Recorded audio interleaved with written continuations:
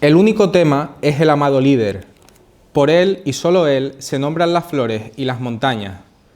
Todos los ciudadanos coreanos llevamos un pin con su rostro en la chaqueta y en todas nuestras casas llenamos las paredes con sus retratos.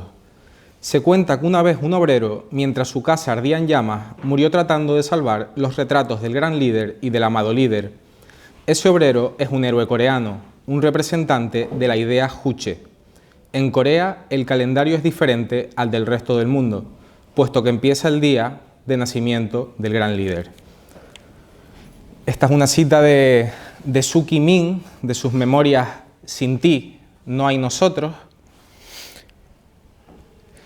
que Suu Kyi Min fue una espía surcoreana que se infiltró en las élites norcoreanas y estuvo dando clase en la Universidad de Pyongyang, que es una de las pocas universidades que hay en Corea del Norte y donde van a estudiar las que serán las futuras élites del país, es decir, los futuros gobernantes, militares y artistas del régimen de Corea del Norte. Entonces, para entender la situación política, social y económica de Corea del Norte, primero quería precisamente dar unos breves antecedentes históricos de por qué Corea del Norte no es Corea, sino precisamente Corea del Norte, habiendo a su vez Corea del Sur, porque durante 5 milenios Corea fue solo un país entero. Entonces, todo empieza a partir de 1905, ya las fuerzas japonesas tenían tomado el control completo de Corea. Para que se haga una idea, el Japón de hace un siglo y medio no es el Japón de hoy en día. Les recuerdo que en las guerras mundiales en la Segunda Guerra Mundial, por ejemplo, estaban aliados con los nazis. No es el Japón que conocemos hoy tan pacífico. Es más, tienen una historia pues, de imperialismo durante siglos. Entonces, pues ya Corea estaba bajo el yugo de los japoneses y que además era un yugo muy severo. O sea, quisieron los japoneses eliminar el idioma de los coreanos, hasta tal punto que cualquier persona a la que un soldado japonés, por ejemplo, viese empleando una sola palabra en coreano, se la fusilaba en el acto. De la misma forma que querían eliminar pues, toda la cultura y la forma de vida coreana para implantar pues, la forma de vida japonesa. Pasaron años y en 1932 se formó lo que se llamó la guerrilla revolucionaria del pueblo de Corea, que estaba liderada por Kim Il-sung, el que más adelante sería el gran líder de Corea del Norte. Esta guerrilla empezó a luchar contra los japoneses, tratando de alguna forma liberar al pueblo coreano de la invasión, pero no fue hasta 1945, cuando los americanos derrotan a Japón en la Segunda Guerra Mundial, que los japoneses por fin dejan el país y dejan a los coreanos tranquilos, digamos. ¿Qué sucede? Que desde el punto de vista de Kim Il-sung, no fueron los americanos quienes derrotaron a los japoneses, sino fue la guerrilla revolucionaria del pueblo de Corea. Y ahí, al final de la Segunda Guerra Mundial, pasa algo muy similar a lo que pasó en Alemania. Acaba la Segunda Guerra Mundial y en dos países, en Alemania y en Corea, se hace una división. En el caso de Alemania, Alemania del Este y Alemania del Oeste. En el caso de Corea, Corea del Norte y Corea del Sur. Corea del Norte, controlada por la Unión Soviética, Corea del Sur, controlada por Estados Unidos. Lo mismo que en el caso de Alemania. Y ahí fue cuando Kim Il-sung llegó al poder y empezó a tomar medidas políticas, como reformas agrarias, la nacionalización de los medios de producción y típicas medidas de una visión pues, socialista y marxista. Sin embargo, todo esto se ve interrumpido por la Guerra de Corea en 1950, que ha sido una de las guerras, digamos, más atroces, brutales, más inhumanas que se han dado a lo largo de toda la historia de la humanidad. El propio gran líder, Kim Il-sung, describe la guerra de Corea de esta forma. Engels una vez llamó al ejército británico el ejército más brutal. Durante la Segunda Guerra Mundial, el ejército fascista alemán superó al ejército británico en su salvajismo. El cerebro humano no podía imaginar más barbaridades diabólicas y horribles que las cometidas por los villanos hitlerianos. Pero en Corea, los yanquis superaron a los hitlerianos por mucho. Por ejemplo, el presidente del Estado Mayor Conjunto de Estados Unidos afirmó claramente que el objetivo en Corea es producir el máximo número de bajas. Entonces, bueno, hasta 1953, que acaba por fin la guerra, que el gran líder cuenta como una victoria aplastante del pueblo coreano sobre los diablos americanos o los diablos imperialistas, como él los llama. Justo ahí empieza su gobierno tal cual se conoce hasta el día de hoy, justo en el año 1953, estamos hoy en 2023, hace exactamente 70 años del régimen socialista en Corea del Norte. Durante todos estos años, hasta el año 1994, quien gobierna es el gran líder y a partir de ahí su hijo, el amado líder o líder supremo de Corea del Norte, Kim Jong-un. Entonces, yo ahora les voy a hablar de diferentes facetas de las ideas de los gobernantes de Corea del Norte y de cómo es la vida, la sociedad y la economía en Corea, ¿no? Lo primero que hay que entender es la idea Juche, porque Kim Il-sung no se quiso llamar marxista-leninista, él admiraba mucho a Mao, admiraba mucho a Stalin, a los que consideraba grandes héroes, pero sin embargo grandes héroes que cayeron y que eran desprestigiados por los regímenes extranjeros. Entonces había que adoptar, digamos, la esencia del marxismo y del socialismo, pero adaptarla al espíritu de Corea. Entonces, el lema fundamental de la idea Juche es que el hombre es dueño de todo y todo lo puede. Por supuesto, todos los hombres forman parte del pueblo y, por supuesto, el representante del pueblo y del espíritu del pueblo, de la voz del pueblo, del cuerpo del pueblo, de la mente del pueblo, etcétera, etcétera, etcétera, es el gran líder. ¿En qué sentido el régimen norcoreano superó las ideas estalinistas o maoístas? Y digo superó además en un sentido bastante estricto, porque mientras que en Rusia y en China son regímenes que de alguna forma, aun siendo tremendamente socialistas, se han digamos, modernizado y abierto ciertamente al comercio, y los niveles de opresión no son ni mucho menos los que había cuando estaba Stalin y cuando estaba Mao, en Corea del Norte pues la cosa sigue bastante igual. Por lo tanto, parece ser que la idea Juche, en efecto, es una superación de la idea del marxismo-leninismo. Se superaba, por un lado, mediante nacionalismo, que lo que quería decir, en palabras del gran líder, era eliminar el servilismo, es decir, controlar cualquier contacto que pudiese tener una persona, especialmente, además, si era del propio gobierno, con personas extranjeras. No podemos servir al imperio, no podemos servir al capitalismo. Lo único que importa es Corea, lo único que importa es la idea Juche. Entonces, pues evidentemente a cualquier persona que, digamos, quiera acercarse a cualquier diplomático, cualquier gobernante o incluso a cualquier persona que trate de escapar, por ejemplo, que se acerque a ideas extranjeras, a personas extranjeras, pues es inmediatamente o apresado, o torturado, o fusilado, etc. Otra superación del marxismo-leninismo, la pureza de sangre. Por eso, precisamente, al gran líder no le gustaba nada Hitler, porque la pureza de sangre es la sangre coreana. ¿Qué es eso de la raza aria? La raza aria es una raza inferior. La raza coreana es la raza superior de la que nacen todas las demás razas.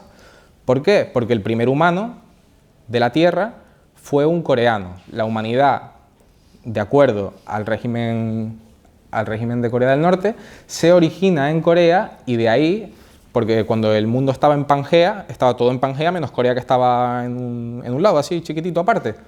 Entonces, pues, bravos navegantes coreanos cruzaron los océanos para llegar a la Pangea y allí, claro, algunos pues empezaron ya a reproducirse en otros sitios, con otros climas, a mezclarse también con animales, que por ahí salió la raza aria, por ejemplo, de la mezcla de los coreanos con los animales, etc. Y luego, que esto es lo que llamaba el gran líder faccionalismo, que también había que eliminar de la sociedad. Y por último, el culto a la personalidad, porque lo que no se puede permitir es el dogmatismo, lo que hay que fomentar es el culto a la personalidad, que son dos cosas completamente diferentes. El dogmatismo es seguir las ideas de Stalin y de Mao. El culto a la personalidad, superarlas. ¿Por qué? Porque Stalin y Mao no dejaron sucesores a su altura, no establecieron una línea unívoca, clara, homogénea de gobierno. Y después, claro, pasó lo que pasó, se vendieron a los imperialistas. Entonces, pues estas son ideas fundamentales de lo que es la idea Juche, que permea por completo Corea del Norte. Luego, digamos, el concepto más atroz que se puede imaginar en Corea del Norte es lo que ellos llaman el más reprobable concepto burgués, que es la expresión propia, porque uno no puede expresarse propiamente, sino a través de la voz del pueblo, que a su vez la representa el gran líder. Y luego en Corea del Norte no tienen constitución, sino tienen lo que llaman los 10 grandes principios de la ideología monolítica Juche, que básicamente vienen a ser unos 10 mandamientos sustituyendo a Dios por el gran líder. Entonces, hablando luego ya de la cuestión social, porque sí, esto es como la idea que tienen el gobierno, pero esto cómo se traslada después a la población, cómo vive la gente. Pues, por ejemplo, mientras que en la Unión Soviética habían juicios farsas, digamos, o sea, pero por lo menos simulaban que había un juicio antes de mandar a la gente a Siberia o mandarla a matar. En Corea del Norte ni siquiera eso. Las ejecuciones son siempre sin juicio y de obligatoria asistencia para hombres, mujeres y niños. Es decir, si localizan a un enemigo del régimen, pues se anuncia en el pueblo, en la ciudad donde estén, pues esa misma tarde, por ejemplo a las 6, va a ser la ejecución y tal, y todo el mundo tiene que presentarse allí a ver la ejecución. Luego, una cosa que se fue desarrollando a lo largo de los años y que sigue vigente hoy es el sistema de clases, que es un sistema de castas, Songbung, que básicamente empezó siendo 3 divisiones. Los más aliados del régimen, la gente neutral y los que son mirados con cierta sospecha. Entonces, que tú pertenezcas a una clase u otra determina por completo tu vida. Si puedes ir o no a la universidad, si puedes trabajar en una fábrica o tienes que ser campesino. Por ejemplo, los que son de la clase más baja viven alejados de todas las ciudades y del mar y de las fronteras. O sea, viven para las montañas y tienen que dedicarse al campesinado, cuando no simplemente a servir en campos de trabajo esclavo, tanto hombres, mujeres como niños. Luego, claro, si hay un proyecto que se pone en marcha en Corea, que no sé cómo traducirlo exactamente al español, pero la traducción al inglés es Understanding People Project, o sea, proyecto de entender a las personas. Que lo que consiste es, pues, en la comunidad en que tú estés, si es una comunidad universitaria, si es una comunidad en tu pueblo, si es una comunidad del tipo que sea, se tienen que reunir todos una vez a la semana, siempre hay alguien, por supuesto, del gobierno vigilando ese tipo de reuniones, y todos tienen que decir lo que a lo largo de esa semana han hecho mal ellos mismos y señalar, pues, a sus vecinos, a sus familiares o a sus compañeros de clase o lo que sea, lo que han hecho mal los demás. Entonces, así se explica, por ejemplo, por qué no ha habido una revolución hasta el día de hoy, porque es un país donde todo el mundo se está espiando continuamente entre sí mutuamente y delatándose frente a agentes del gobierno. Además, si por el tema de la sangre, si tú cometes un crimen, si tú eres considerado un enemigo del régimen, lo es también considerado toda tu familia hasta 3 generaciones. Entonces, ¿qué sucede? Que de repente en una familia, por ejemplo en una casa donde pueden vivir 10 personas, se presenta un día por la noche cualquiera militares del régimen, se llevan a todo el mundo a campos de trabajo esclavos a cientos de kilómetros de su casa y nadie sabe, y no les dicen quién fue, nadie sabe quién fue de su familia el que lo hizo y tienen que ir todos y van a los campos de trabajo. En los campos de trabajo, en muchos de ellos, sobre todo los que están en las montañas, hay minas. Cuando te mandan a trabajar a la mina en Corea del Norte, tienes que estar al menos un año dentro de la mina sin salir nunca, es decir, durante un año no ves la luz del sol, y esto incluye niños de 5, 6, 7 años. ¿Qué sucede? Que por falta de vitamina B se les acaba hasta cayendo la piel de la cara a las personas. Luego, las mujeres tienen prohibido tener sexo con los vigilantes, con los militares que vigilan los campos.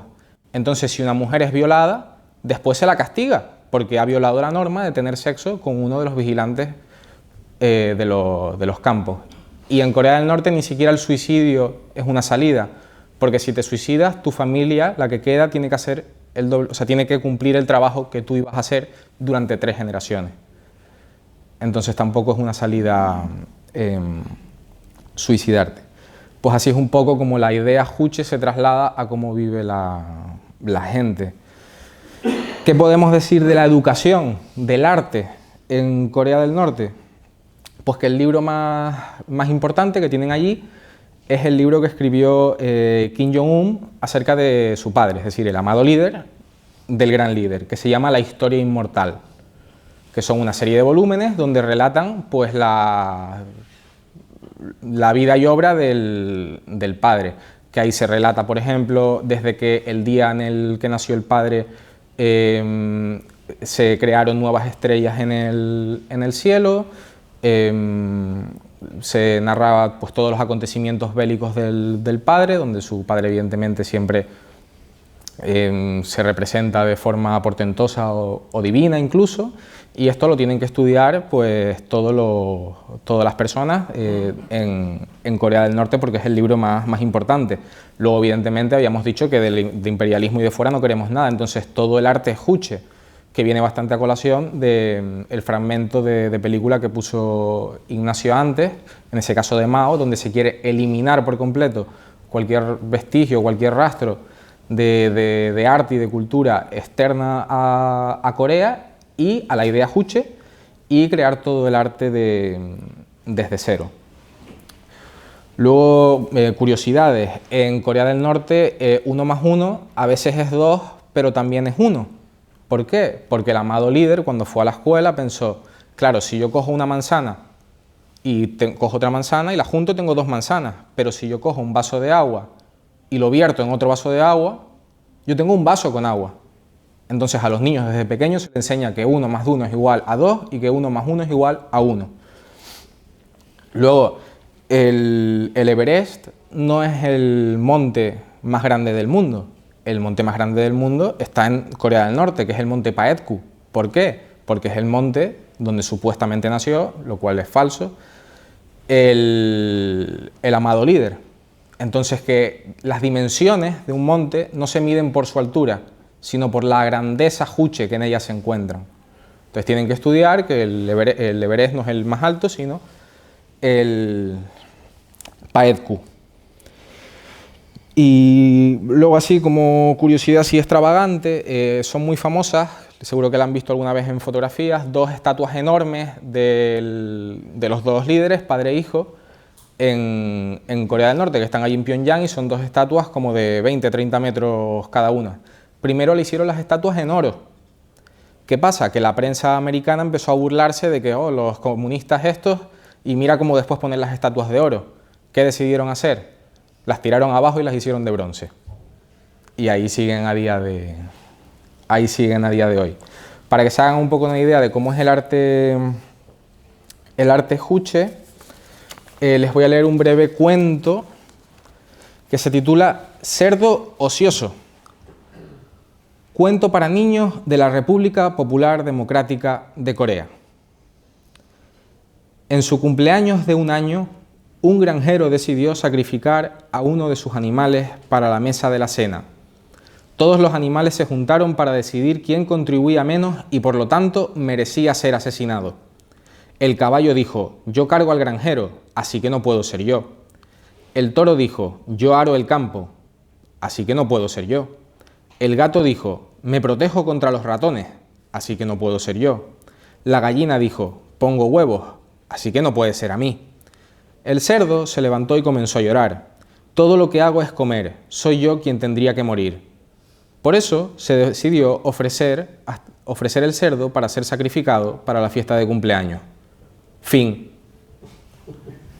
Estos son los cuentos infantiles de Corea del Norte. Este es el arte narrativo y literario que considera Kim Jong-un que es superior a toda la literatura imperialista occidental, ¿no? Entonces, bueno, llegamos a la parte más importante. Pues hemos estado hablando como de Corea en general, que es el año 1994, que a la vez es el año donde Kim Jong-un por fin empieza a tener todo el poder porque muere su padre, aunque él ya llevaba años ya haciendo muchas cosas, y que coincide con la Gran Hambruna, que por supuesto en Corea del Norte no se llama Gran Hambruna, sino la Gran Marcha. El lema de Kim Jong-un cuando llega al poder y que los carteles electorales, digamos, que bueno, que ahora verán muchos porque hay elecciones aquí dentro de poco, aquí en España y demás, pues ese típicos carteles con la frase. La frase de Kim Jong-un para presentarse a las elecciones no la ha dicho jamás ningún otro político en la historia. Todo seguirá igual. Esa fue su promesa electoral, que por supuesto ganó por una unanimidad y que nadie nunca votó absolutamente nada. Entonces, ¿qué pasa? Bueno, con la caída de la Unión Soviética, que básicamente era quien le proveía de petróleo a Corea, se quedan sin petróleo y por lo tanto se quedan sin poder producir en las fábricas y por lo tanto se quedan sin fertilizantes y por lo tanto no hay comida. Intentan vender los bienes que allí producen, pero ningún país se los quiere comprar porque todos los bienes que se producían en Corea del Norte eran de una calidad pésima. Entonces eso, empieza la Gran Hambruna. La primera decisión que tomó el amado líder para solucionarlo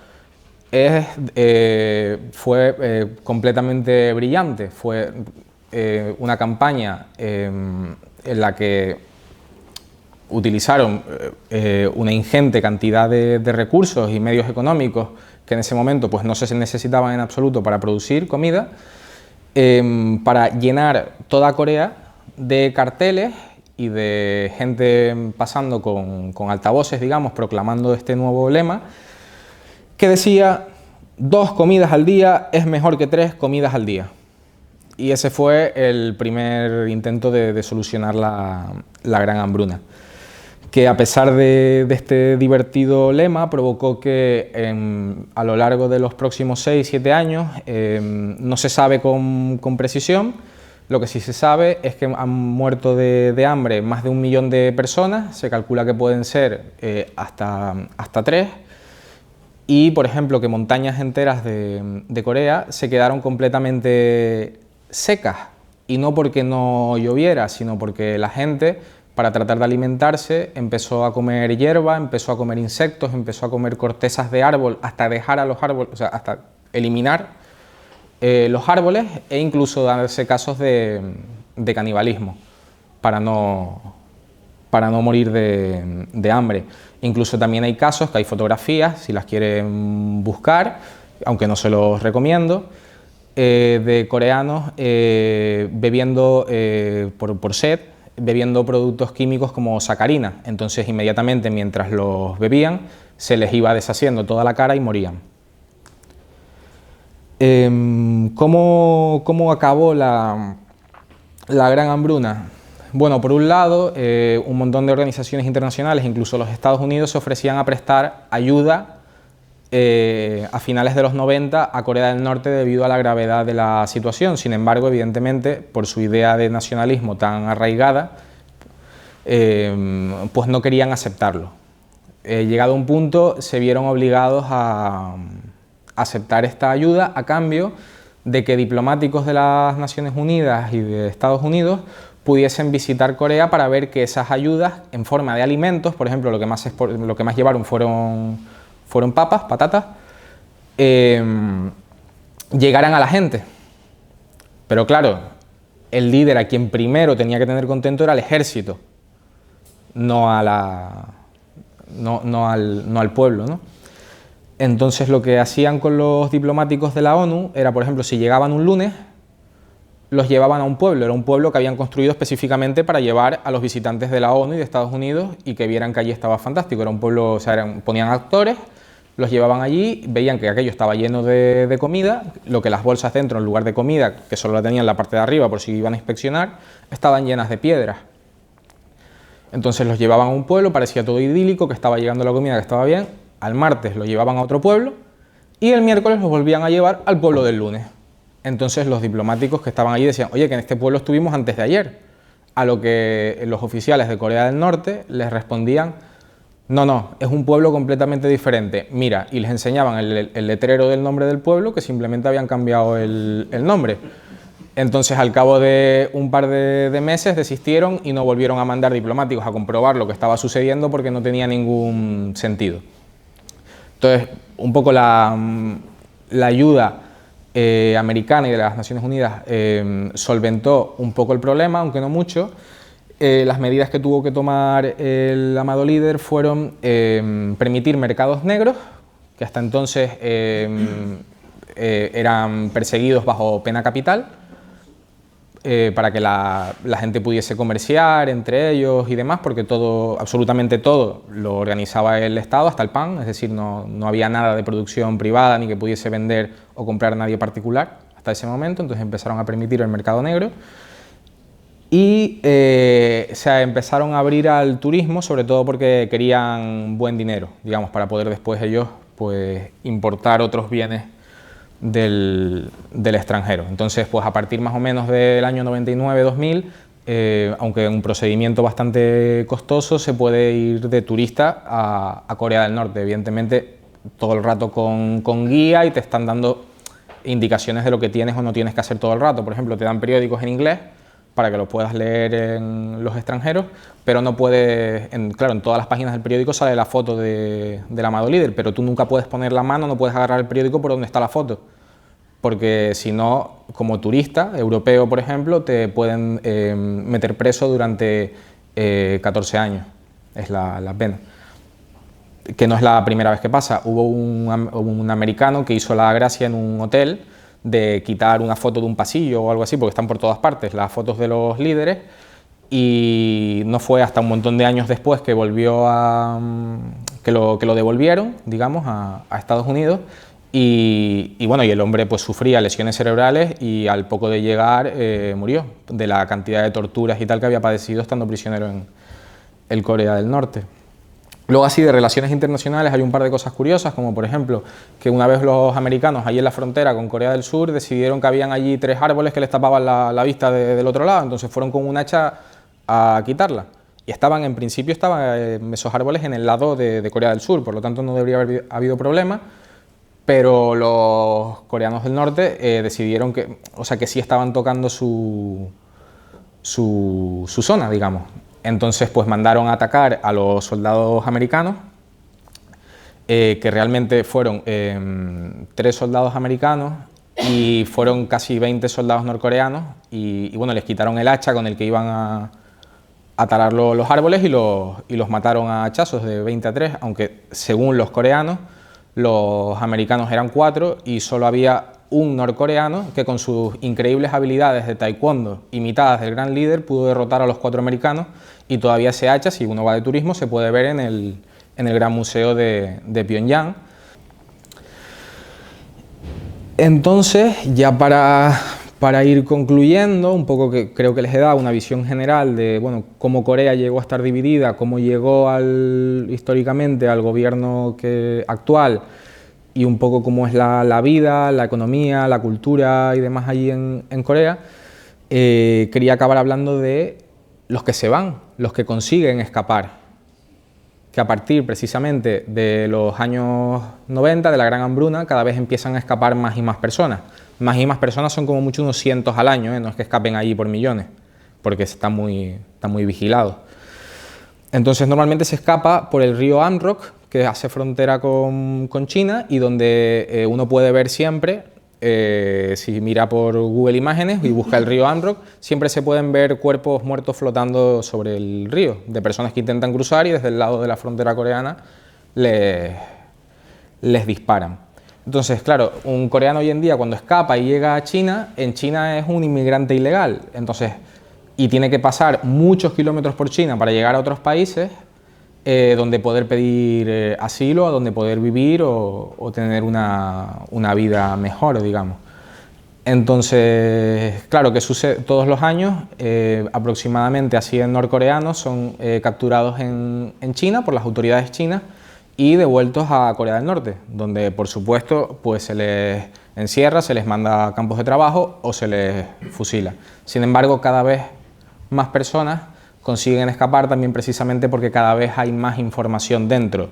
Ya la gente en Corea, excepto en poblaciones rurales muy recónditas, saben que existe internet, saben que en los otros sitios tienen muchas más luces por la noche, saben que no se pasa hambre, saben que son más libres, etcétera, etcétera. O sea, la información va calando. Es más, mucha gente, por ejemplo, ya en Corea ha conseguido ver Titanic pirata, porque el mercado negro les ha provisto también de arte, digamos, o cultura propia de otros países, así que en ese sentido pues hay como esperanza, digamos, de que cada vez se pueda debilitar más el régimen precisamente por no seguir el principio juche de no abrirse, digamos. Entonces me gustaría acabar pues con una serie de testimonios de personas de Corea del Norte que han escapado. Este primer testimonio es de Joseph King, que relata en su biografía Under the Same Sky, bajo el mismo cielo, refiriéndose a los coreanos del norte, a los coreanos del sur. Joseph Kim ahora mismo es ciudadano de Corea del Sur. El día que cumplí 9 años me llevaron a presenciar una ejecución pública. Esa noche mis padres no podían darme de comer. Yo todavía era un niño, pero pude sentir la tristeza en sus corazones. El día que cumplí 13 años, mi padre murió de hambre. Días después, mi madre y mi hermana desaparecieron. Tuve que vivir como un huérfano, primero robando en la calle y luego trabajando en la mina. Se me cayó la piel de la cara. No he vuelto a saber nada de ellas nunca más.